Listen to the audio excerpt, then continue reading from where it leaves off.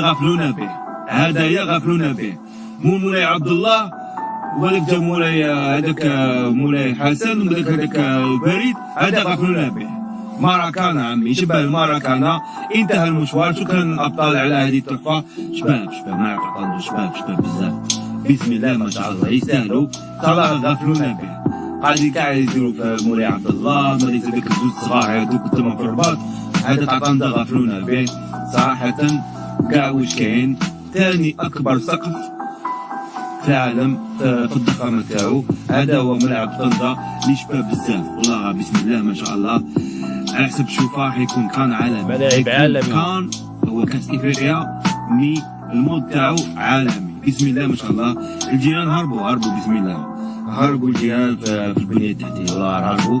ان شاء الله يكون كان على اعلى مستوى ونفرح مع الاشقاء. مصاح غافلون به، غافلون به. سلام. تقارننا بالمغرب خاطر راهم بالميكرو هربوا بينا هروب راه مانيش نقارن.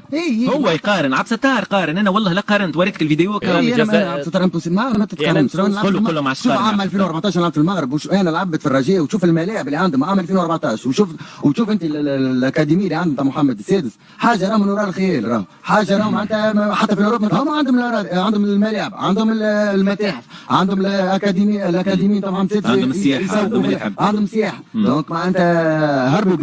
خلينا نحكيو على المغرب. المغرب ماذا أعدت المغرب لكأس إفريقيا للأمم اللي كان 2025 به 24 ملعب تدريب.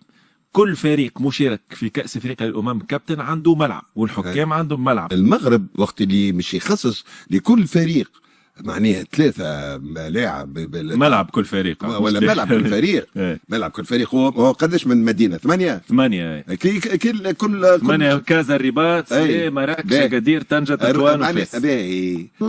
لي لافون بريمير الكوب دي موند وراه تنظيم كأس الكان او كأس افريقيا للأمم ولا الكوب دي موند لا تقتصر على الملاعب، على الفنادق، على التنقل، على مش تنقل تنظيم المغرب الأقصى لبعض مباريات مونديال 2030 وبحد ذاته فاضحة أخيرة، محاولات بائسة ويائسة من أجل الاستيلاء على الإرث والتراث والموروث الجزائري، لأن الفيفا هيئة دولية كبيرة، الكل يلج إلى موقع الفيفا. شفنا ملاعب ليست موجودة على أمر الواقع. هذه صور توضح يعني. نعم، ملاعب عبارة عن فوتوشوب وأقلام تلوين. باش تعرف النيفو اللي وصلنا عليه. هاد خونا هذا قال لك ان دوك الملاعب اللي عندنا دابا اللي تبناو انهم ذكاء اصطناعي وانهم غير فوتوشوب. شو ما قدرش يصدق باش تعرف النيفو ديال دوك الملاعب اللي تبناو.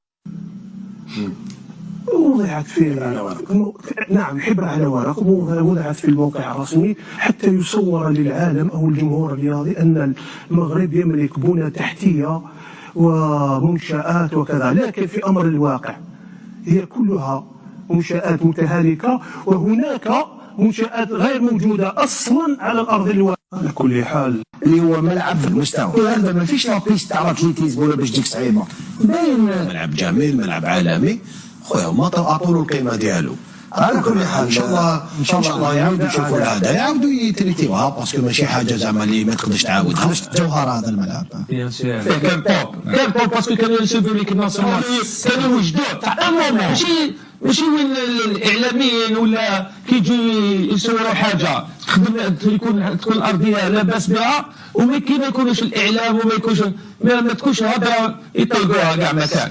هذا هو الديفو اللي عندنا حنا الجزائريين. نلعبوا ما عندناش الملاعب كي ولينا لحق الجزائر وقيله يلعب وقيله ولينا في الوقيله.